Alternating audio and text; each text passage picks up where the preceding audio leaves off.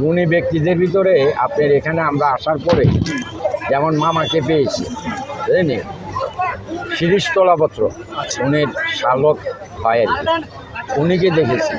এবং আরও রামওয়ালা যে ইন্দ্র স্যার ছিলেন এই প্রতিষ্ঠানের প্রধান শিক্ষক যিনি ছিলেন অনিল সরকার স্যার, উনিকে আমি দেখেছিলাম। তখন আমার সার্ভিস ছিল না, আমি টুকটাক দোকান করতাম তখন থেকে, এগুলি টুকটাক কিছু করে আমি চলতাম আর কি। সেই তখন এদেরকে লাগ পাইছি এখানে, যেমন উমেশবাবু, রাখালবাবু এই পোস্ট অফিসে পোস্টালের টিকিট এই সমস্ত বিক্রি করতেন। উনি বেতন নিতেন না, সরকার এইখান থেকে বেতন, সরকারি বেতন।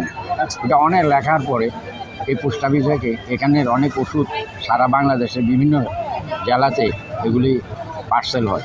তখন পার্সেল করার জন্য ওই 4, 5, 7টা বস্তা পুড়ে প্যাকেট করে বিস্তারিত এগুলোকে প্যাকেট করে লেখে ওই কোম্পানি থেকে মাল নিত। ওইটা লেখালেখি করতে তখন এইটাকে সাব অফিস করে ফেলে।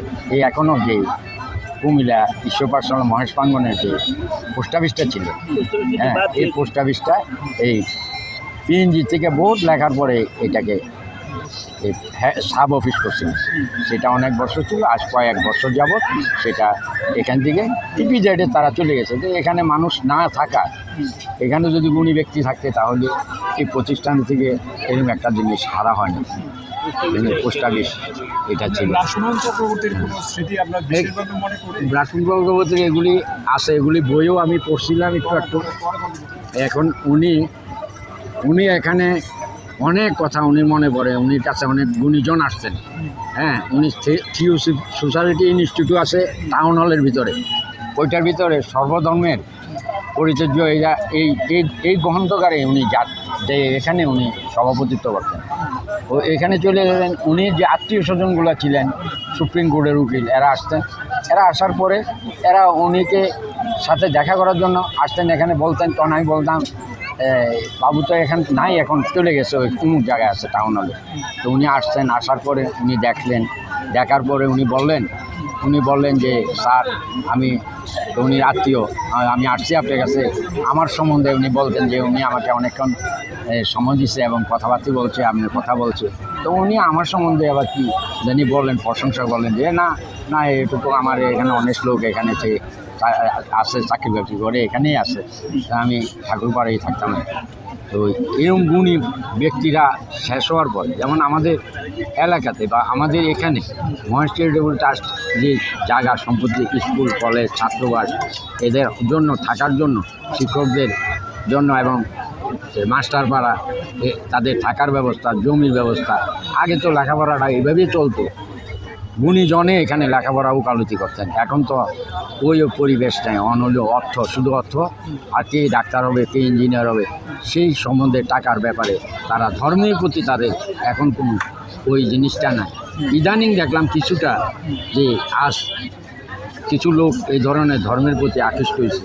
যখন আমাদের উপরে কিছু আসে, হ্যাঁ, ঝড়ঝাপটা, ঘূর্ণিঝড় এগুলি হয়, তখন মানুষে যেমন আল্লাহরে ডাকে, ভগবানকে ডাকে, যেমন আমরা ভগবানকে ডাকে, এই চিকিৎসককে ডাকে, বিপদে পড়ে, বিপদ চলে গেলে তখন আর মনে থাকে না। সেই কথাটাও মনে হয় যে আমি যার থেকে আমি এবং দীক্ষা গ্রন্থকা যিনি যার থেকে দীক্ষা নিয়েছিলেন উনি ছিলেন, হ্যাঁ, এই যে আমাদের আশ্রম, রাম ঠাকুরের আশ্রম, এই আশ্রমের আমার গুরু আসিলেন উনি এই ভবতুল গঙ্গোপাধ্যায়। উনি এই আমাকে ওই দীক্ষা, উনির বাড়ি কলকাতা, ইন্ডিয়াতে ছিলেন। তো উনি ইন্ডিয়াতে দান করলেন, দেহত্যাগ করলেন। তো এখানে উনি সমাধি সব করলো। এবং আমি যখন ওই ইন্ডিয়াতে গেলাম, তখন আমি যাওয়ার পরে তখন আমি উনি যেখানে আসেন, আমাদের ঠাকুরের আশ্রম আছে বেলুর মঠের পাশে, হ্যাঁ, ওইখানে আমি গেছি। যাওয়ার পরে ওইখানে আমাকে থাকার জন্য আমাদের এই আশ্রম থেকে আমাকে সিডি লেগে দিয়েছে যে আমি 6-7 দিন থাকবো। আমি বলছি যে দেখো আমার এখানে থাকার সময় নেই, আমি বিভিন্ন লোকের সাথে দেখা করতে যাইতাম। এরা আমার আত্মীয় স্বজন না, কিন্তু আত্মীয় স্বজনের বাড়িতেও আমি যাইতাম। আমার ক্যালকাটা অনেক আত্মীয় স্বজন আছে। এরার বাড়িতে গেলে আমাকে যথেষ্ট। অনুষ্ঠান প্রচার দিন তো আজকে আপনার ওই দোকানে লোকজন আসে, আজকে বেশি কথা বলে আপনার না আমার এখন বন্ধ। না না ঠিক আছে আমার শেষ, আমরা একদিন আমি ঠিক আছে আসে। আচ্ছা আচ্ছা আচ্ছা ধন্যবাদ যারা এখানে ধন্যবাদ আপনি টিভিকেও এবং প্রবীণ ছিলেন, হ্যাঁ আমি কিছু তাদের যে আপনার সঙ্গ পেয়েছেন এই বিষয়ে এদের এদের এদের এদের এই সান্নিধ্য পাওয়া এবং চরণ ধুলা পাওয়াতে তো আমি আজকে এতটুকু বা আমার ছেলেমেয়েরা লেখাপড়া মাস্টার্স দিয়ে বিসিএস দিয়ে এতটুকু পর্যায়ে এবং চলে গেছে। না হলে আমার তো যাবার এরকম আমি ছোটোখাটো লোকের কোনো প্রশ্ন না, আমাকে খুব ভালোবাসতেন প্রত্যেকে। আমি যার বাড়িতে যেতাম ইন্ডিয়াতে এখন এমনও বাড়ি যাচ্ছে আমাকে নিয়ে মেয়েকে নিয়ে গেছেন, আমার মেয়ে অসুস্থ হয়ে গেছে, মেয়েকে নিয়ে গেছে ডাক্তার দেখা দিচ্ছে ওর কাছে যাও দেশে বাসা রক্ত আমাকে থাকার জায়গা ব্যবস্থা সব কিছু করে দিয়েছে এবং আমাকে ছাড়ে না। আমি এভাবে করে মনে করেন যে সারাটা জীবন কাটে গেছে। এখন আপনারা একটু দোয়া করবেন শারীরিক ভালো থাকুক, এদেরকে একটা ব্যবস্থা। এখন চাকরি বাকরি তো এখন আর ওইগুলি নাই, তাই এখন ছেলেটাকেও এখানে এই স্কুলটাকে অন্তত আপাতত দিয়ে রাখছি, যদি পারি দেখা যাক কী করা যায় তার বাকি। আপনার আজকে ধন্যবাদ। ব্যস্ততার দিন, আজকে আর বেশি কথা বলবো না, আপনি ভালো থাকুন। আচ্ছা আচ্ছা আচ্ছা আচ্ছা আচ্ছা।